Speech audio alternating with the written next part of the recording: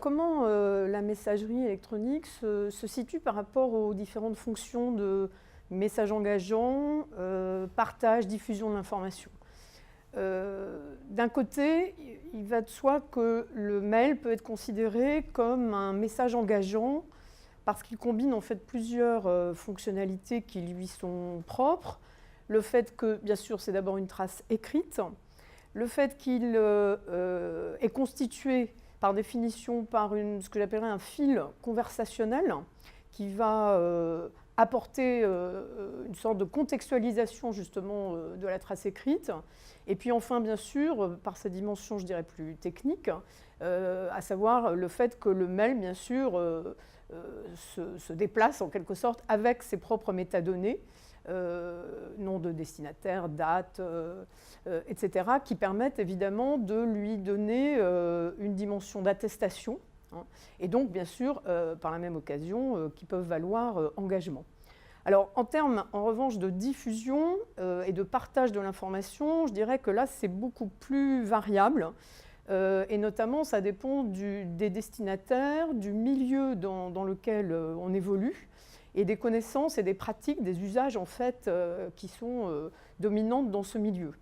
Je donnerai un exemple, c'est celui que je connais sans doute le mieux, c'est le milieu universitaire, et plus particulièrement la communication avec les étudiants, où l'on constate en fait que pour justement diffuser une information, si on veut que cette information soit largement partagée par les étudiants, je me suis aperçue depuis maintenant pas mal d'années que le mail justement n'était pas du tout le meilleur moyen et qu'il vaut mieux insuffler en quelque sorte l'information dans la dynamique d'un réseau social pour compter à ce moment-là sur la viralité du message, si on veut être absolument sûr justement que ce message soit convenablement partagé.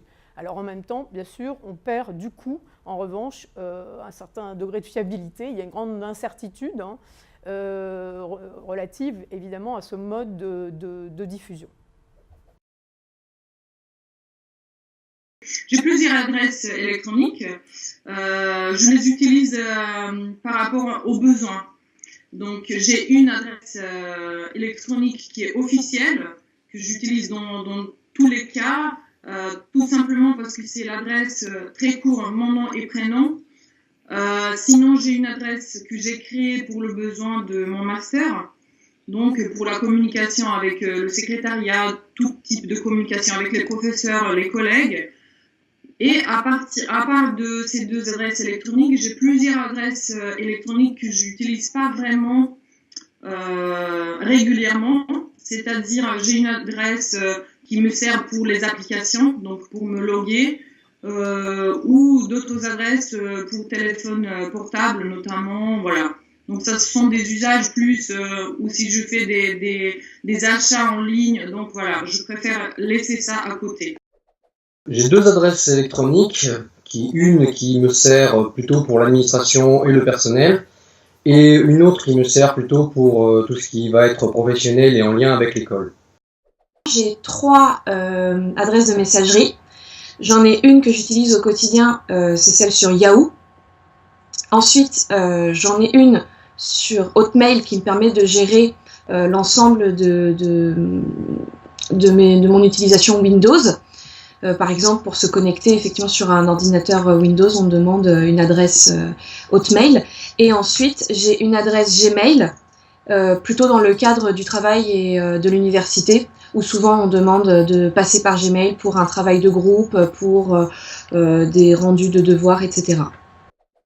Étant étudiante en Master 2 à Paris 8, le mail, c'est notre moyen d'échange entre étudiants, entre administration, mais aussi entre étudiants et professeurs.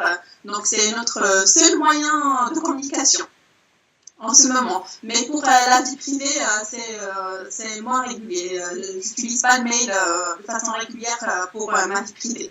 Alors, j'utilise les réseaux sociaux pour communiquer avec les autres, mais c'est plus dans des quand ça correspond avec toute la classe. C'est-à-dire que le mail va être plutôt pour lorsque j'ai un projet avec quelqu'un ou 2 ou 3 personnes en particulier, mais Facebook, ça va être plutôt quand j'ai une information qui concerne toute la classe, par exemple un cours qui a été déplacé, une information par rapport à une visite d'un laboratoire, etc. Donc des informations qui ne sont pas urgentes ni purement professionnelles. Je ne pense pas que le mail puisse disparaître. Au contraire, je trouve qu'il est de plus en plus utilisé par les services qui sont saturés par le format papier. Je pensais principalement à cette année avec l'utilisation justement du format en ligne du service impôt, du service des finances publiques, qui propose maintenant d'envoyer en ligne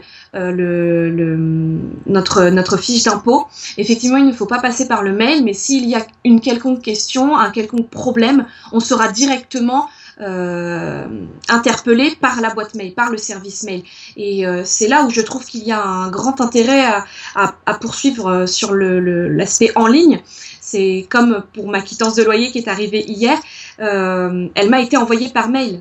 Donc c'est à moi après de pouvoir archiver l'ensemble de ces papiers qui ne sont plus à archiver physiquement dans des classeurs et du coup à ne plus trop savoir s'il faut le garder ou non.